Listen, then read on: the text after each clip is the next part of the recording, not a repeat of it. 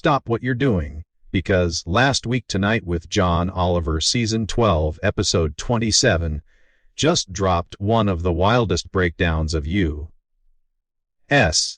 healthcare and politics yet.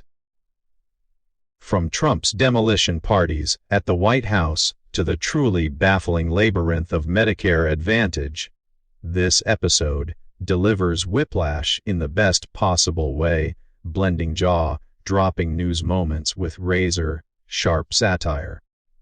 If you think insurance commercials are all fun and games, you'll want to hang on till the end for a parody ad that'll make you rethink everything you know about coverage, grocery store doctors, and the abject weirdness of America's health system. John kicks the episode off by recapping a week so chaotic it manages to feel surreal even for 2024. First up, disgraced ex-Congressman George Santos is freshly released from prison after Trump commutes his sentence, posting a video from an IHOP that quickly goes off the rails. It's a string of antics, glorifying the coffee, mixing in wild claims about Zionist influencer payouts, and ending with the immortal line asking, "Where is my fuck-ing check?" John flips this into some solid comedic gold and sets the tone for an episode that's as much about punchlines as it is about policy. Next, things escalate. News breaks that Trump isn't just making the White House his own construction zone. He's building a $250 million ballroom in the East Wing, one aptly described by John as Medspa Versailles. But that's barely scratching the surface. Trump is also pushing for a personal $230 million payout from the Justice Department, money that would ultimately come from taxpayers. The sheer conflict of interest is almost too blatant to require legal expertise, but John hammers home just how reckless these moves are. Former Trump legal counsel pops in to remind us of the president's history with charities, namely looting them. A point braced by the most mesmerizing, aggressively styled mustachie ever to appear on cable news, which John skewers with some hilarious visuals. The episode piles on more Trump-led chaos, sharing AI-generated self-aggrandizing, literally dumping on protesters, yanking trade deals with Canada over television ads, and greenlighting $20 billion for an Argentinian libertarian experiment. But the segment takes a dark turn with the administration's kill orders against so-called narco-terrorists, raising alarms over due process and telegraphing an intent to expand strikes into Venezuela without congressional sign-off. John's outrage is palpable, calling out how the president has effectively appointed himself judge, jury, and executioner, all while official checks and balances seem paralyzed. For a moment, the show pivots to a lighter cultural phenomenon. 6-7. A meaningless phrase currently trending among teens and causing confusion across generations. John lets this run for comic effect, highlighting how quickly things can get annoying for adults trying to keep up with the zeitgeist. It's a nice breather before diving deep into the real meat of the episode: America's messed up healthcare system, specifically the Medicare Advantage program. John begins with those ubiquitous celebrity-studded ads blanketing TV every fall, featuring everyone from Joe Namath to William Shatner and Jimmy J.J. Walker, each promising clarity for seniors confused about their Medicare options. The punchline, of course, is that these ads sell not Medicare, but Medicare Advantage, a private insurance alternative that's branded confusingly with the government's name but run by companies like United Healthcare and Humana. John likens this bait and switched to calling a frog of mountain chicken. It's just misleading. We learn that now, over half of eligible beneficiaries are enrolled in Medicare Advantage, a figure projected to climb and bring serious problems with it.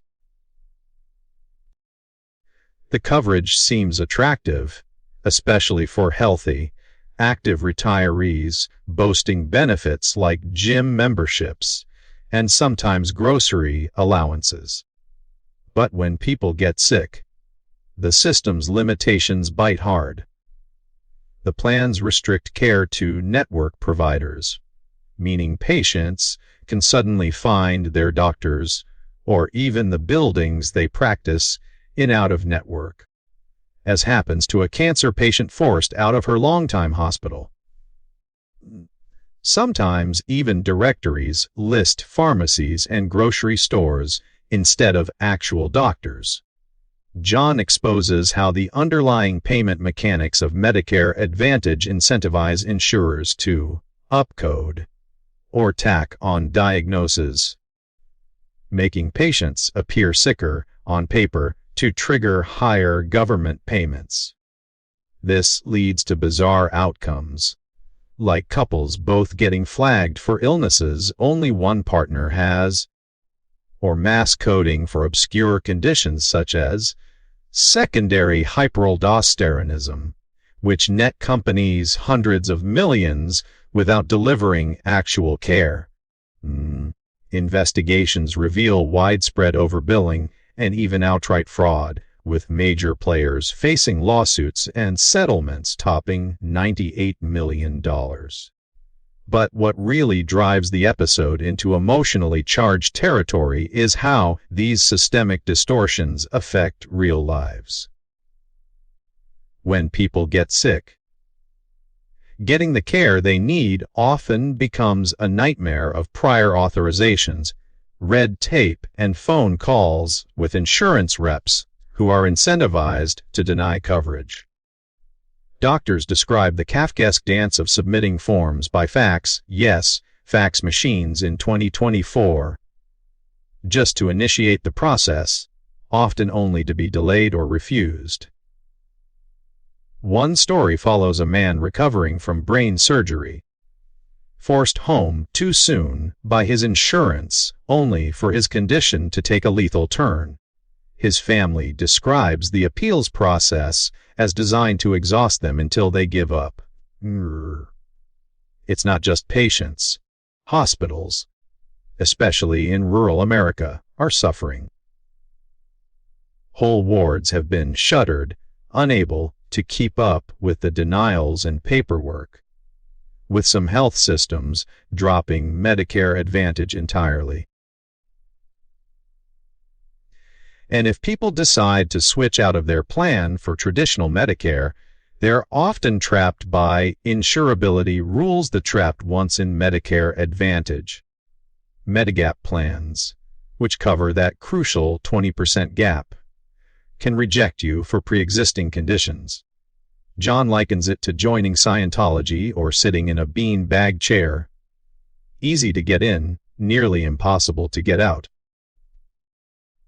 So, what's the twist at the end?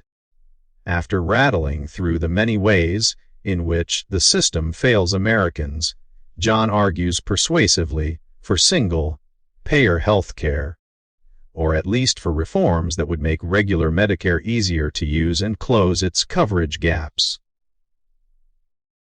Failing that, he insists Medicare Advantage should be renamed to something that doesn't make it sound equivalent to genuine government insurance.